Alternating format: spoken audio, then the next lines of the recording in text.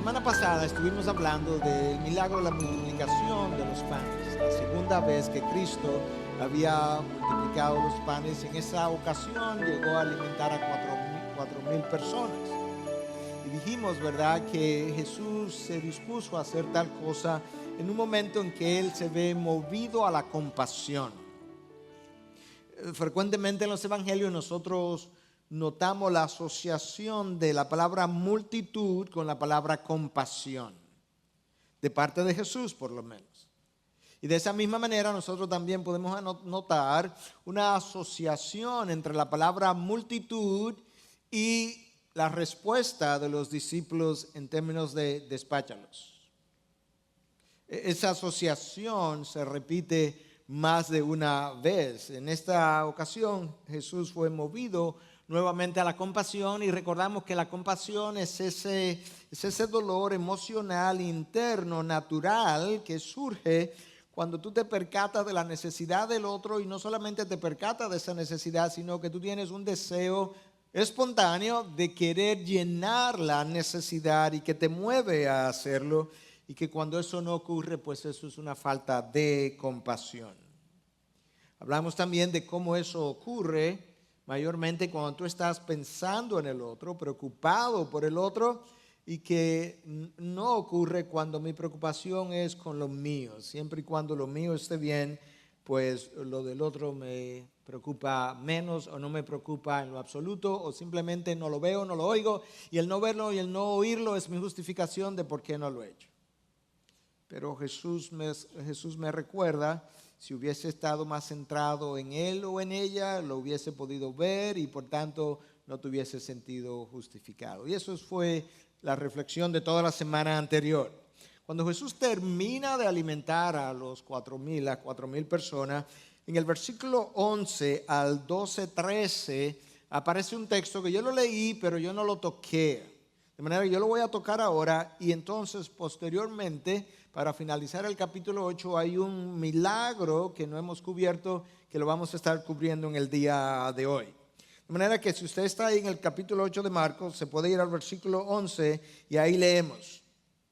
Entonces salieron los fariseos y comenzaron a discutir con él, buscando de él una señal del cielo para ponerle a prueba. Suspirando profundamente en su espíritu, dijo: ¿por qué pide señal esta generación? En verdad os digo que no se le dará señal a esta generación. Y dejándolo se embarcó otra vez y se fue al otro lado. La primera vez que Jesús multiplicó los panes aparece registrado en Marcos 6. Y en esa ocasión nosotros nos encontramos a los fariseos inmediatamente después también discutiendo con Jesús. Y la discusión en esa ocasión giraba en torno a el hecho de que por qué sus discípulos no se lavaban las manos antes de comer. Esta ahora es la segunda vez que Jesús multiplica los panes, y otra vez esta multiplicación de los panes resulta en un cuestionamiento de parte de los fariseos que quieren una señal de parte de Jesús. No sé qué tenía que ver la multiplicación de los panes, pero como que ese milagro los enojaba.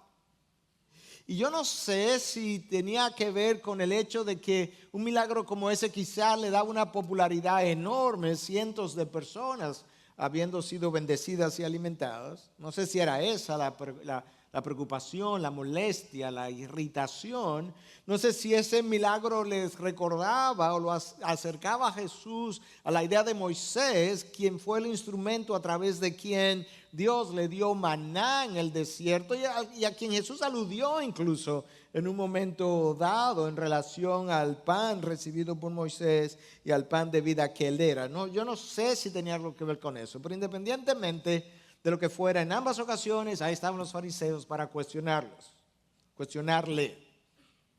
No nos sorprende eso, porque cuando tú lees el Evangelio de Marcos que hemos estado leyendo, tú te encuentras que en 2:24 los fariseos estaban cuestionando a Jesús. Ahí en esta ocasión fueron solos y discutieron con él.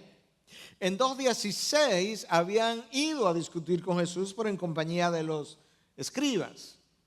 Y en 3:6 también tú los encuentras otra vez discutiendo con Jesús, pero en compañía de los herodianos. De manera que ya sea solo o en compañía, los fariseos siempre estaban detrás de Jesús tratando de cuestionar su ministerio mesiánico, sus intenciones, sus motivaciones, pero nunca conociendo el corazón del Señor.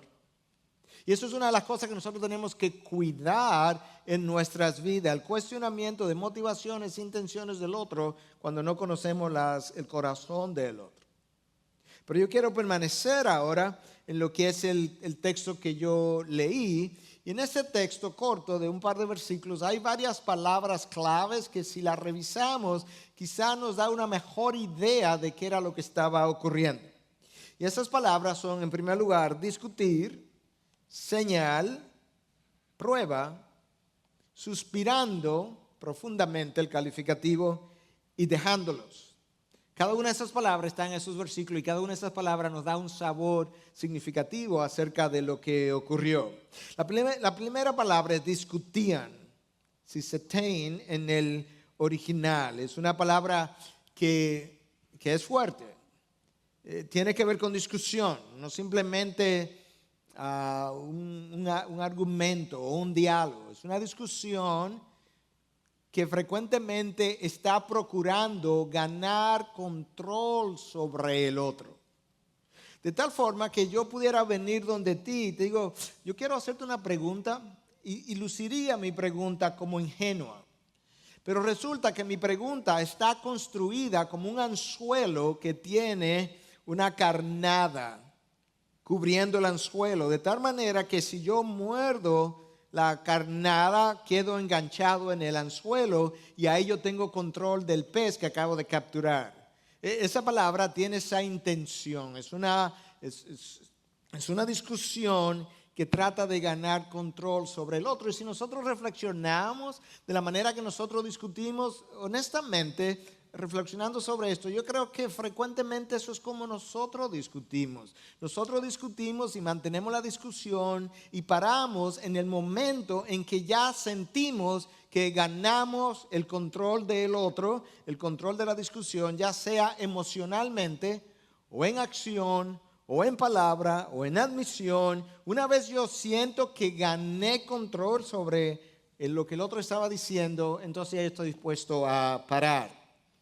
Y eso es como aquí está ocurriendo. Esa palabra nos da esa idea.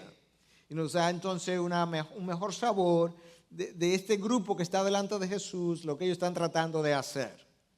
Esa fue nuestra primera palabra, discutían. La segunda palabra es señal, porque esa es la razón de la discusión. Ellos querían una señal del cielo.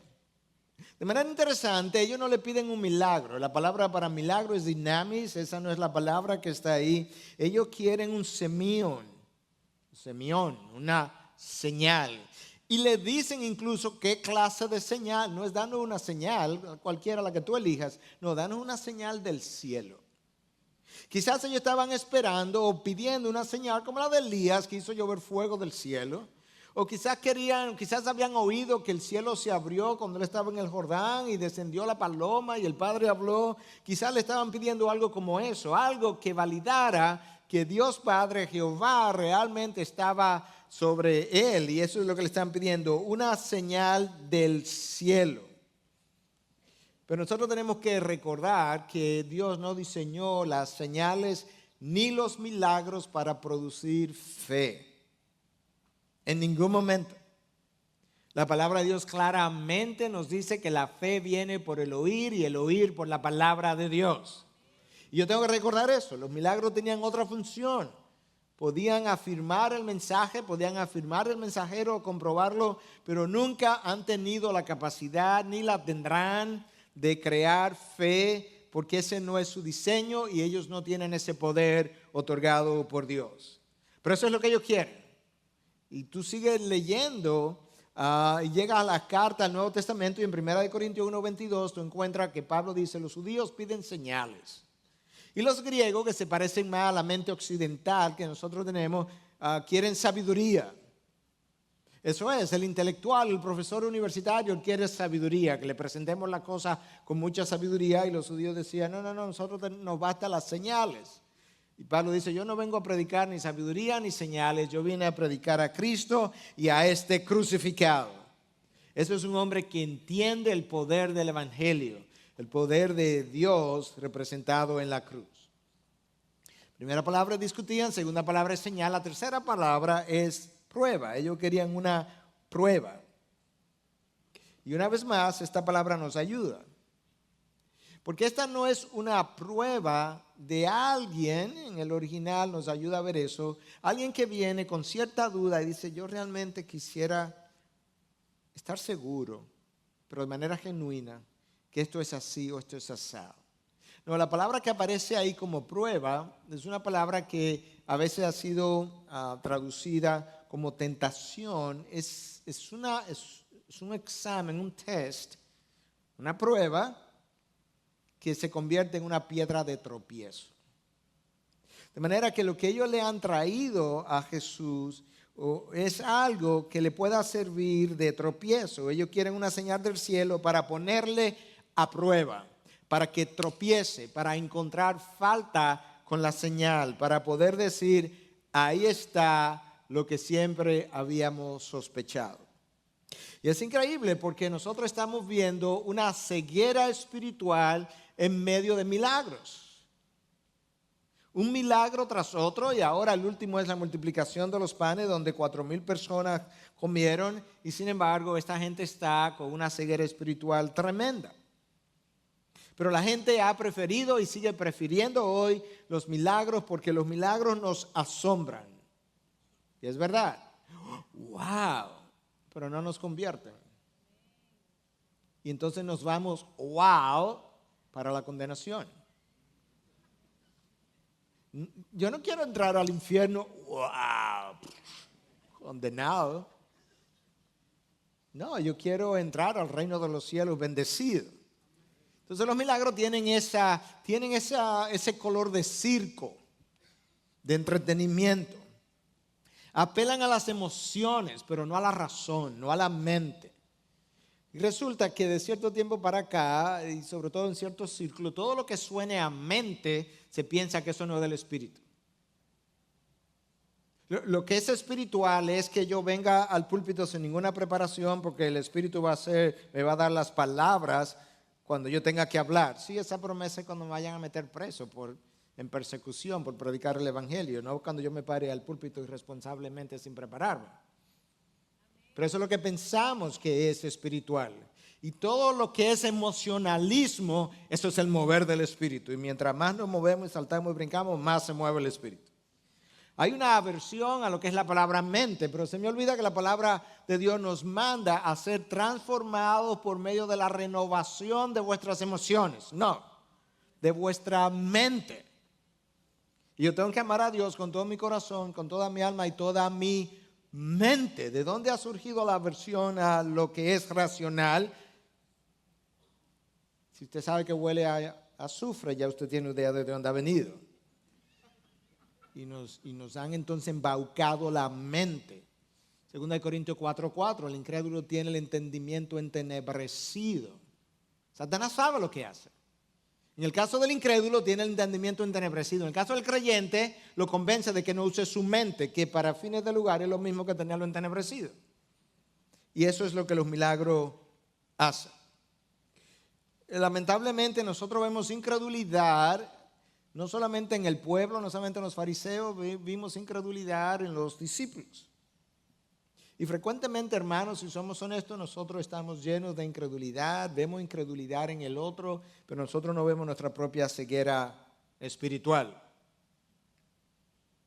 Cada temor que yo experimento es una evidencia de ceguera espiritual o de incredulidad hacia el control soberano, providencial de mi Dios. Pastor, entonces usted no se atemoriza. No, yo he tenido temor y quizá lo vuelva a tener mañana. Otra evidencia en ese momento de que yo perdí el foco momentáneamente o más prolongadamente si así me ocurriera. Cada inseguridad que yo experimento es exactamente lo mismo. Cada duda, cada incertidumbre, cada preocupación, Cristo lo dijo claramente en el Sermón del Monte. ¿Por qué os preocupáis? como si pudiera añadir un codo a vuestras vidas. Vivimos preocupados por la salud. ¿Por qué os preocupáis por lo que ha de comer, por lo que ha de vestir? ¿Cómo van a estudiar mis hijos? ¿Por qué os preocupáis? Todo eso es incredulidad. Nosotros vemos los milagros o leemos los milagros del Nuevo Testamento, vemos al pueblo judío en su incredulidad, vemos la incredulidad en los apóstoles y decimos, pero ¿cómo es posible? ¿Y cómo puede ser que sean tan tarados? Pero nosotros no vemos nuestras dudas, nosotros no vemos nuestras inseguridades, nosotros no vemos nuestros cuestionamientos y señalamientos. Entonces, como no lo vemos en medio de esas inseguridades, queremos una señal, queremos un milagro. El problema es que los milagros entran por los ojos. Y mis ojos nunca han sido la evidencia del obrar de Dios. Eva vio la fruta y la codició. Acá vio el lingote de oro cuando la conquista y lo codició. Entró por sus ojos. Los egipcios vieron los milagros de los magos de Egipcio con sus ojos y lo creyeron. Los ojos no son la evidencia de que algo es genuino o es de Dios, aun si yo lo veo. La mejor prueba de eso es lo que Dios nos dice en Deuteronomio 13. Déjame echar para atrás un poco. En Deuteronomio 18 Dios nos habla de que si un profeta profetiza algo, dice algo y no se cumple, que eso es un falso profeta. ¿Cierto? ¿Usted conoce ese texto? Ok. Hoy en día estamos llenos de profetas que viven haciendo profecías que nunca se cumplen y ninguno ha sido apedreado en desobediencia de la ley. Bueno, no estamos en ese tiempo, estamos de acuerdo. Pero eso es lo único que la palabra de Dios dice. Oye, ¿qué más la palabra de Dios dice? En Deuteronomio 13, si un profeta profetiza algo y se cumple, pues ya es de Dios. No, porque Dios ha dado más de un criterio. Si él profetiza algo y no se cumple, y se cumple, pero lo que él ha hecho, lo ha hecho de una manera no bíblica, es un falso profeta y lo apedreas también. En otras palabras, el profeta no puede contradecir mi palabra, aun si lo ve profetizar adecuadamente y correctamente. Dios admite y declara, es posible hacer eso. Pero como mis ojos no son la evidencia de su obra, sino su palabra, ese es mi espejo y esos son mis lentes para yo evaluar lo que Dios revela. Las señales tienen otro problema.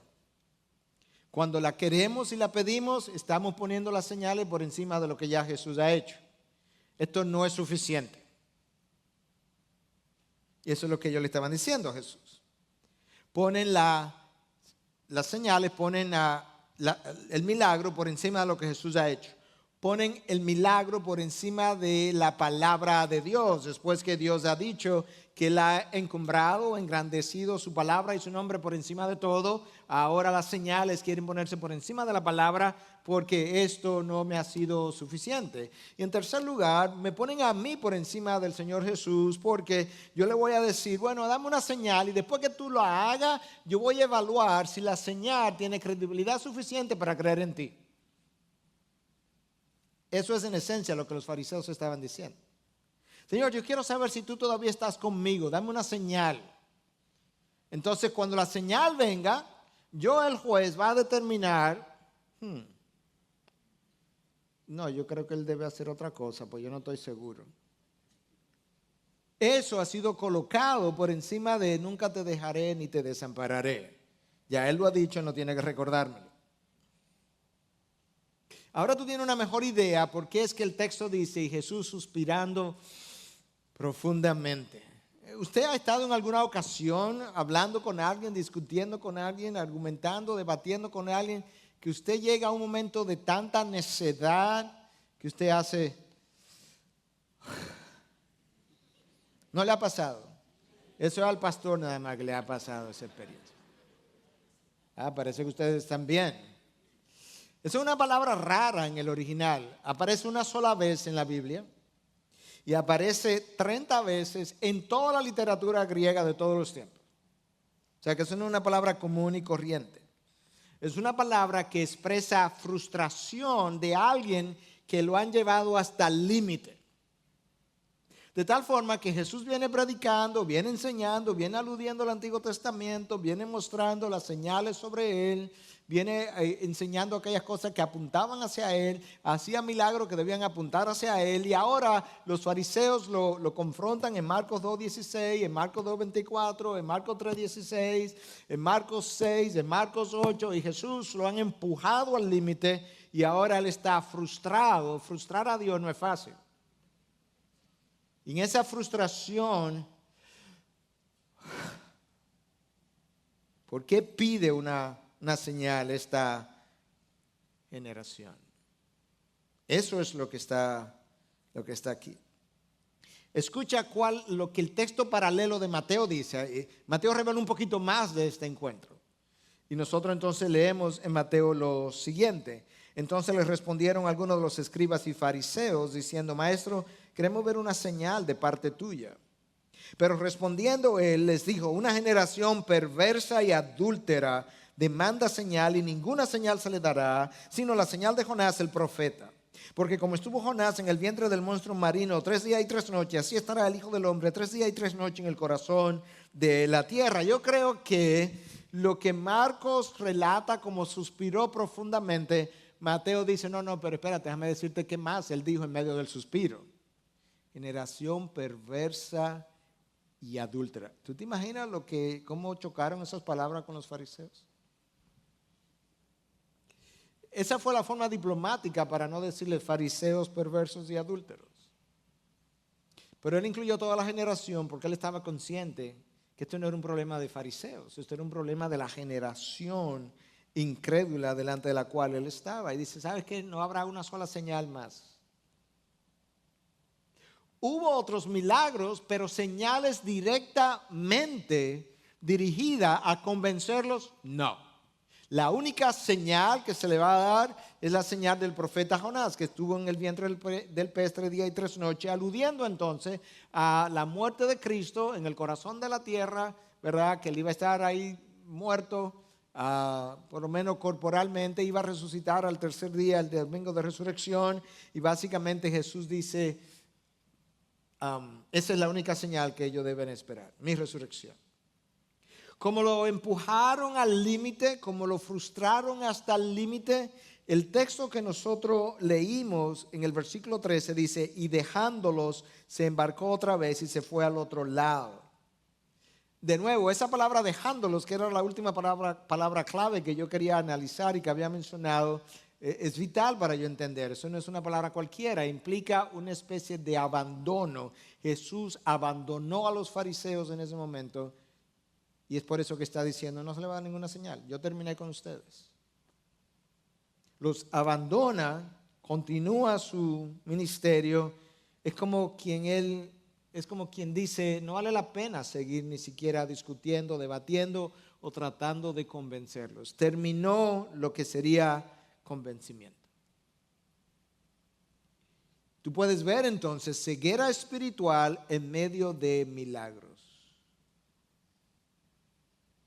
Pero otras veces, hermanos, nosotros tenemos evidencias de gracia en mi familia, en hermanos, en mi iglesia, y cuestionamos si Dios está con nosotros o no. O atribuimos incluso lo que Dios está haciendo a la obra de la carne. No porque el Señor usa tal pecado, o se lo atribuye a Satanás, cuando son evidencias de gracia, lo cual habla también de que tengo una ceguera espiritual que no me está permitiendo ver lo que debo ver. Para poder seguir el flujo cronológico de los eventos, entonces Jesús termina esa confrontación con los fariseos, se embarca otra vez y es en la barca ahora que él tiene esa conversación que ya yo expuse la semana pasada, donde ellos se embarcaron con un pan solamente y comenzaron a discutir porque hacía falta pan y Jesús no puede creer que después de haber alimentado a 4,000 personas, ellos tengan problemas con qué es lo que Jesús va a hacer con 12. Y Jesús le hace 9 preguntas, ¿se acuerdan? Se las voy a repetir rápidamente. ¿Por qué discutís que no tenéis pan? ¿Aún no comprendéis ni entendéis? ¿Tenéis el corazón endurecido? ¿Teniendo ojos no veis? ¿Y teniendo oídos no oís? ¿No recordáis cuando partí los 5 panes entre los 5,000? ¿Cuántas cestas llenas de pedazos recogisteis? Y ellos le dijeron 12. Y cuando partí los 7 panes entre los 4,000, ¿cuántas canastas llenas de los pedazos recogisteis? Y ellos dijeron 7. Y les dijo, ¿aún no entendéis? ¿Son tan ciegos como los fariseos? Ceguera espiritual en medio de milagros. Ese es el título de mi sermón. Ceguera espiritual en el pueblo, en los fariseos y también en los discípulos. En el no creyente, nosotros sabemos el origen de la ceguera espiritual. La palabra de Dios claramente lo declara. 2 Corintios 4:4 habla de que el hombre incrédulo tiene el entendimiento entenebrecido y que el Dios de este mundo le ha causado esa ceguera para que no vean el resplandor de la gloria del Evangelio de Cristo. Eso lo tenemos claramente definido. Y Pablo nos dice en 1 Corintios, capítulo 1, que el hombre que no es espiritual, el incrédulo, no puede entender las cosas de Dios, no la puede discernir porque se disciernen con el Espíritu y como él no tiene el Espíritu no las puede entender.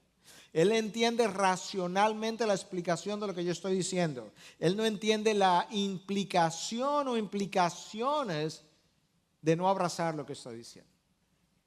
A eso es que Pablo se está refiriendo. Entonces eso es como que más fácil de ver. Pero resulta que hay una ceguera espiritual parcial en grado, si pudiéramos hablar, en el creyente, y que yo creo que vale la pena que nosotros podamos visitar, porque eso es lo que está ocurriendo con los discípulos. Ellos no están completamente ciegos, pero ellos tienen una ceguera espiritual parcial que tiene su manifestación y que es confrontada en diferentes momentos. Entonces tenemos que preguntarnos, en creyentes como los discípulos y como nosotros, ¿qué causa ceguera espiritual? Porque eso me puede dar a mí una idea de qué tan ciego o cuánto yo estoy pudiendo ver. En primer lugar, el discernimiento espiritual necesario para poder ver es algo que es ejercitado por el consumo de la palabra. Hebreos 5 claramente concluye eso cuando llega a los versículos 9, 10, 11.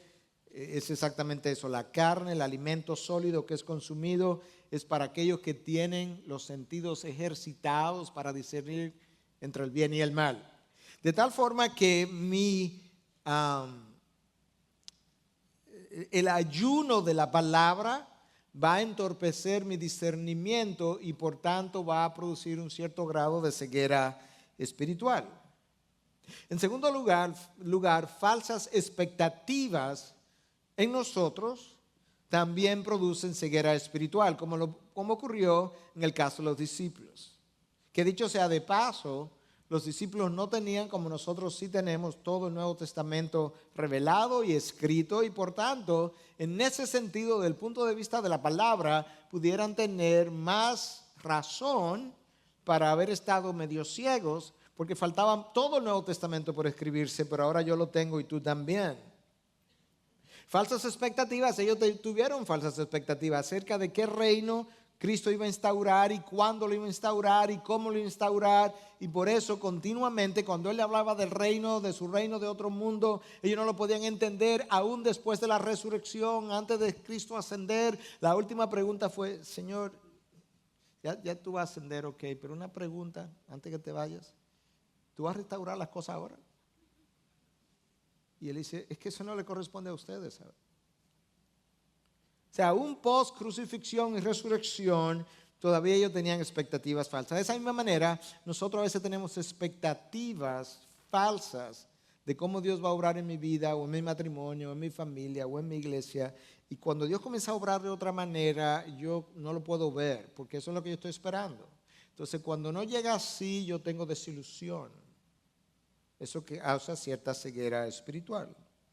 Nuestro orgullo causa ceguera espiritual, definitivamente, porque si Dios se opone al orgulloso, pues su grado de iluminación que Él puede concederme no está, porque nuestro orgullo frecuentemente racionaliza nuestros pensamientos y lo hace coincidir con mi estado de justificación con relación a eso, y entonces ahora yo me siento justificado y eso no me permite ver quizá lo demás que Dios está tratando de comunicarme o la convicción de pecado que le está tratando de dar.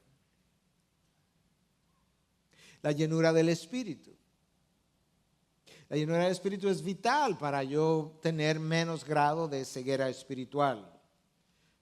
Porque el Espíritu es que da la iluminación de la palabra, la iluminación de lo que Dios ha inspirado. A mayor llenura, pues mejor iluminación. A menor llenura, menor la iluminación.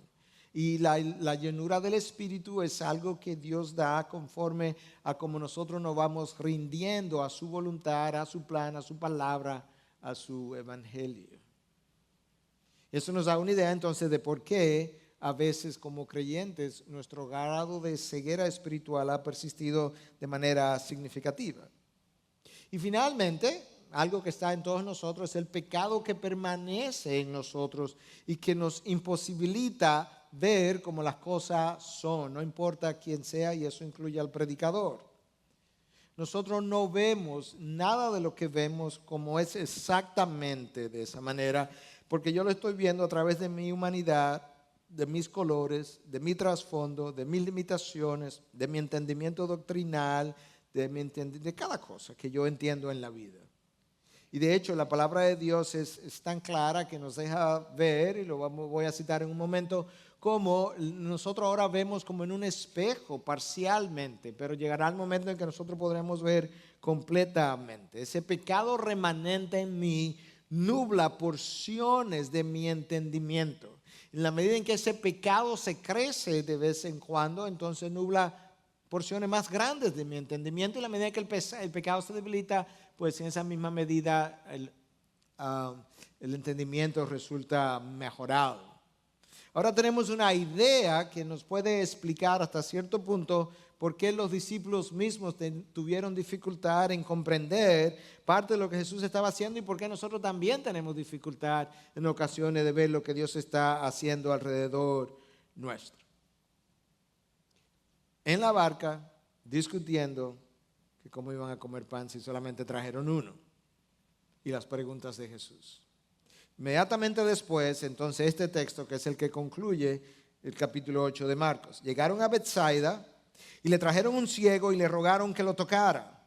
Tomando de la mano al ciego, lo sacó fuera de la aldea, y después de escupir en sus ojos y de poner las manos sobre él, le preguntó: ¿ves algo? Y levantando la vista dijo: veo a los hombres, pero los veo como árboles que caminan. Entonces Jesús puso otra vez las manos sobre sus ojos, y él miró fijamente y fue restaurado. Y lo veía todo con claridad, y lo envió a su casa diciendo: ni aún en la aldea entres. Interesante. Que de la ceguera espiritual de ese grupo de individuos, de fariseos y aún de su propio discípulo, ahora pasamos a una ilustración de ceguera corporal. Y de un milagro que es el único de todos. Creo que hay 7 ciegos sanos en los evangelios, pero por otro lado es el único milagro que Jesús realiza en etapas. Es uno de los 2 milagros que ni Mateo ni Lucas describen. El otro fue del sordo mudo que Cristo sanó en Sidón. Pero este es hecho en un ciego que no viene por sus propios pies, sino que se lo trajeron. Sus amigos lo trajeron. Quizás el ciego no podía llegar porque estaba ciego, pero quizás el ciego no había visto nunca los milagros de Jesús y no podía creer. Pero si esa era la condición, por lo menos él tenía buenos amigos que sí creían. Y a veces tener buenos amigos hace la diferencia. En el caso del paralítico que lo bajaron por un techo, los amigos hicieron la diferencia. En el caso de este ciego, los amigos hicieron la diferencia. Se lo trajeron a Jesús y le rogaban que le tocara. De manera que no le dicen, Jesús, toma, tócalo. Le estaban rogando. Hay un cierto sentido de urgencia, de insistencia, de persistencia, de que lo tocara. Jesús supo sanar gente sin tocarlo, supo sanar gente sin ir a verlos incluso. Pero en aquella época había muchas supersticiones y creencias acerca de lo que el toque podía hacer. Recordemos la mujer que tenía 12 años sangrando y como ella dice, si yo tan solo tocara el manto, la punta de su manto, yo creo que sanaría. Y así mismo ocurrió. En este caso le están rogando a Jesús que toque a este hombre. Es increíble porque este hombre, aparentemente por lo que leemos, es de día. Él tiene luz a su alrededor, pero él no puede ver nada. Él tiene a la fuente primaria de luz frente a él, a Jesús, pero tampoco lo puede ver. Y la razón por la que no lo puede ver, teniendo luz a su alrededor y teniendo la fuente primaria de luz de todo el universo frente a él, es porque sus ojos estaban muertos. Y si sus ojos no nacen de nuevo, él jamás podría ver la luz. Y eso es como ocurre con el incrédulo. Él tiene la luz, la palabra, lámpara es a mis pies. Tiene la luz de frente, pero no la puede ver. Porque a menos que él nazca de nuevo, no puede ver el reino de Dios. Y ahí está este hombre esperando un toque. Lo que él no esperaba, ni creo que sus amigos esperaban, es pidiéndole un toque que Jesús fuera y ¡pum!, le escupiera en los ojos. ¿Te imaginas eso? Me imagino la sorpresa de todos. Yo estaría sorprendido. El otro milagro similar es del sordo mudo, que Jesús tomó su propia saliva y le tocó la lengua y luego le libera la lengua para que pueda hablar. Esos dos milagros no son relatados ni por Lucas ni por Mateo. Y después que Jesús lo toca, después que lo escupe, le dice, ¿tú puedes ver algo? Nosotros no creemos, obviamente, que Jesús tenía dificultad en sanarlo en una sola etapa, porque Él hace todos los demás milagros en una sola etapa. Nosotros no creemos que aquel que creó el universo tenga dificultad en hacerlo en una sola etapa. La pregunta es, ¿por qué lo hizo en dos etapas? Y la respuesta obvia es, no sabemos. Pero como médico yo voy a especular. Especulaciones. Si tú tomas un paciente ciego y le devuelve la vista, completamente ciego, y le devuelve la vista instantáneamente, el dolor que él experimenta al ver la luz es terrible. No sé, por ahí yo vi una película en una ocasión, Amor a primera vista, donde el protagonista de la película recibe la vista de esa manera y él es vendado, bueno, a través de cirugía. Él es vendado por varios días y cuando le quitaron las vendas, basado en una historia real, el dolor que él experimentó fue terrible. Y yo no sé, es una especulación médica, si parte de realizar este milagro y devolverle la luz paulatinamente tenía algo que ver con eso. Pero médicamente quizás es una especulación, quizás un milagro menos doloroso. El punto es que él recibe la vista. Es una excelente ilustración después de haber visto lo que es la ceguera espiritual anterior de la que veníamos hablando. Porque eso es exactamente lo que tiene que ocurrir en alguien que no ha nacido de nuevo, alguien que no ha recibido el Espíritu, alguien que no ha recibido al Señor. Y a la vez es una excelente ilustración de cómo nuestra ceguera espiritual se va disipando poco a poco.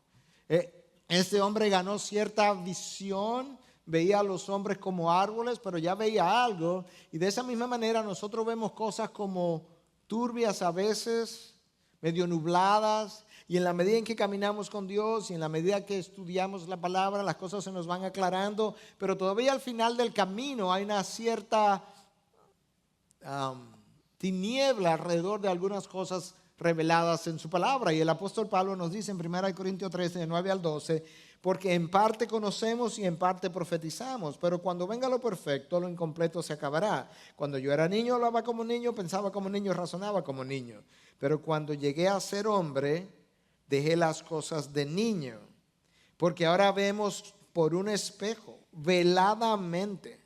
Pero entonces veremos cara a cara. Ahora conozco en parte, pero entonces conoceré plenamente como he sido conocido. Nuestra humanidad limita nuestro entendimiento, limita nuestra habilidad para ver las cosas y la vemos parcialmente. Y de esa forma, entonces, en la medida que vemos más o vemos menos, pues creemos más o creemos menos y confiamos más o confiamos menos en Dios. Yo tuve a alguien en consejería esta semana y me decía, a través de llantos reales, decía, pastor, yo quiero saber por qué es que yo cuestiono tanto a Dios. Me asaltan dudas. Y lloraba, si yo creía mucho sus lágrimas. Me decía, yo por ejemplo veo los niños pasando hambre y niños violados. Yo no puedo entender por qué es que Dios no arregla eso y por qué lo permite. Me lo decía con dolor y yo podía ver incluso hasta cierto punto su frustración. Y yo quería ayudarla espiritualmente y a la vez yo quería que pudiera entender lo que yo creía que podía estar pasando a nivel de nuestra humanidad. Yo le dije, yo quiero decirte algo, pero yo quiero hacerte una pregunta primero. Del 1 al 10, ¿cuán controladora tú eres? Entonces ella me decía, no, yo soy muy controladora. Y yo le decía, ¿sabes por qué te hago la pregunta antes de contestar? Es porque a mayor nuestro nivel y deseo de control, mayores son nuestras frustraciones y mucho menos nuestra habilidad de simplemente dejar eso en las manos de Dios y que Dios resuelva. Pero para yo poder estar tranquilo en mi humanidad, yo lo hago a través de cuestionamiento de Dios o de lo que Él hace o de lo que no hace. No entiendo, es que no puede ser. ¿Por qué Dios, en vez de poder decir, ¿sabes qué? Dios ha revelado que yo no lo entiendo y yo voy a descansar en eso que Él hace y eso tiene su explicación y yo no la acabo de entender y poder confiar en Dios? Eso es parte de nuestra ceguera espiritual. La traigo dentro de ese contexto porque fue algo que pude vivir esta semana. Cuando Jesús termina de devolverle la vista al ciego, Él hace algo que no es nuevo, pero sigue siendo extraño. El ciego era de Betsaida, porque ahí es que él desembarca en Betsaida, lo toma de la mano y se lo lleva, lo apartó de la comunidad y hace el milagro a solas. Y luego, estando a solas, le dice, vete para tu casa y no te devuelva a la aldea. En otras palabras, no quiero que dé testimonio a esa aldea de lo que yo hice en ti. Y tenemos que preguntarnos por qué Jesús sana a una persona en secreto, lo sacó de Betsaida, a un lugar no sabemos dónde, y hace su milagro a escondidas y afirma las escondidas, por así decirlo, cuando le dice, no te vayas para la aldea, vete para tu casa. Yo te voy a leer el texto de Mateo 11, del 20 en adelante, porque yo creo que esa es la explicación de por qué Jesús le dice, no regreses a Betsaida, a la aldea. Escucha, Mateo 11, del 20 al 24. Entonces comenzó a increpar a las ciudades en las que había hecho la mayoría de sus milagros porque no se habían arrepentido. Le estaba increpando porque no se habían arrepentido en aquellas ciudades donde Cristo había hecho la mayoría de sus milagros. Ay de ti, Corazín, ay de ti, Betsaida. Porque si los milagros que se hicieron en vosotras hubieran hecho en Tiro y Sidón, hace tiempo que se hubieran arrepentido en silicio y ceniza. Por eso os digo que en el día del juicio será más tolerable el castigo para Tiro y Sidón que para vosotras. ¿Y tú, Capernaum, acaso serás elevada hasta los cielos? Hasta el Hades ascenderás. Porque si los milagros que se hicieron en ti se hubieran hecho en Sodoma, esta hubiera permanecido hasta hoy. Sin embargo, os digo que en el día del juicio será más tolerable el castigo para la tierra de Sodoma que para ti.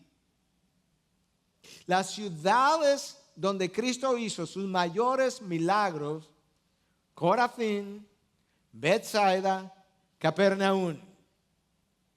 Y Cristo le dice, si con el grado de revelación que ustedes tuvieron, si ese mismo grado se hubiese dado en Tiro y en Sidón y en Sodoma, pues ellas mismas se hubiesen arrepentido. Y estas ciudades estaban sin arrepentimiento. No sé cuántos recuerdan, pero Tiro, Sidón y Decápolis son las tres ciudades por donde gentiles, por donde Cristo acababa de transcurrir antes del milagro de la multiplicación de los panes. En Tiro él se encuentra con la mujer sirofenicia. En Sidón él se encuentra con el sordo mudo, a quien él sanó poniendo saliva en su lengua. Capernaum es el área de su headquarters, su lugar de trabajo, centro de operaciones. De Betsaida era Felipe. Andrés y Pedro, los tres. Pedro, Andrés y Felipe eran los tres de Betsaida. Y ahí Jesús hizo la mayoría de sus milagros. Ay de ti, Betsaida, ay de ti, Corazín. Si los milagros que se hicieron en vosotros se hubieran hecho en Tiro y Sidón, hace tiempo que se hubieran arrepentido. Ahora que hay un ciego que ha recobrado la vista y Cristo le dice, no regrese, vete a tu casa. Cristo está cerrando su ministerio, por así decirlo. Nosotros estamos llegando a una parte del Evangelio de Marcos, donde Marcos se va a ir directamente a la última semana de Jesús. Marcos viene avanzando rápido, y de repente ya, cuando llega al capítulo 9, 10, él como que se detiene y se pasa el resto de su Evangelio en la última semana a paso de hormiga. Y esto es lo que nosotros estamos viendo aquí. Ya él abandonó a los fariseos. Betsaida, no quiero ni siquiera que le den testimonio. Y es una advertencia seria para nosotros hoy en día. Porque si Cristo, si bien es cierto que él no está haciendo milagro, aunque eso ocurre todavía, pero de la manera así abundante como estaba ocurriendo, sí, en el día de hoy hay sermones devocionales, revelación de palabra o exposición de palabra, y muchas veces no respondemos. Este último milagro es una excelente ilustración también, porque este ciego no podía caminar. Jesús lo toma de la mano y él lo lleva fuera de la ciudad. El ciego no sabe lo que Jesús va a hacer con él.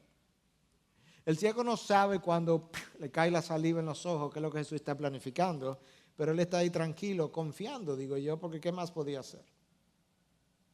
Y de esa misma manera, nuestro caminar con Cristo debe ser igual. Cuando Él nos toma de la mano, yo tengo que dejarme guiar, aunque yo no sepa para dónde voy, aunque yo no sepa para dónde me lleva. Yo tengo que confiar. Y en el camino, Él me revelará lo que estaba por decirme o lo que quería hacer. El tiempo se ha ido, yo tengo que cerrar. Déjame cerrar con una ilustración, pensando en este ciego tomado de la mano en este pasaje que leímos. El 25 de diciembre del año 1939, es posible que yo haya usado esto en otra ocasión, pero no lo recuerdo. En medio de la Segunda Guerra Mundial, el rey Jorge VI, se viste con su uniforme de almirante de la Armada y él estaba supuesto a dar un mensaje, un discurso que pudiera ser histórico para Inglaterra en medio de una crisis tan grande y que pudiera ser esperanzador para Inglaterra. Él se sentó frente a dos micrófonos, se sentó en una mesa y no sabiendo mucho qué decir, lo único que él hace es citar un poema de alguien de nombre Minnie Haskins, The Gate of the Year, o la entrada del año. Traducido al español, más o menos esto es lo que dice. le dije al hombre que estaba en la puerta del año, o a la entrada del año, dame una luz para que pueda andar con seguridad hacia lo desconocido en medio de la guerra. Y él respondió, sal a la oscuridad y pon tu mano en la mano de Dios. Eso será mejor que la luz y más seguro que lo conocido. Pon tu mano en la mano de Dios y eso será para ti mejor que la luz y más seguro que lo conocido. De esa misma manera, yo quiero invitarte tanto al creyente como al que no ha creído, a que quizá Dios le ha hablado en esta mañana. Tú tienes que poner la mano en la mano de Dios. No puedes seguir confiando en lo que piensas, en lo que entiendes, lo que crees. Y en la medida en que tú avanzas en la vida es completamente desconocida para ti. El rey Jorge VI, cuando pronunció esas palabras, él no sabía que él estaba a meses de morir de un cáncer del pulmón que él desconocía. De esa misma manera, yo puedo estar a segundos de morir, minutos de morir, días, meses. Pero el tiempo que me quede por delante es completamente desconocido. Yo necesito poner mi mano en la mano de Dios. Y me será mucho mejor que la luz. Y más seguro que lo que yo conozco.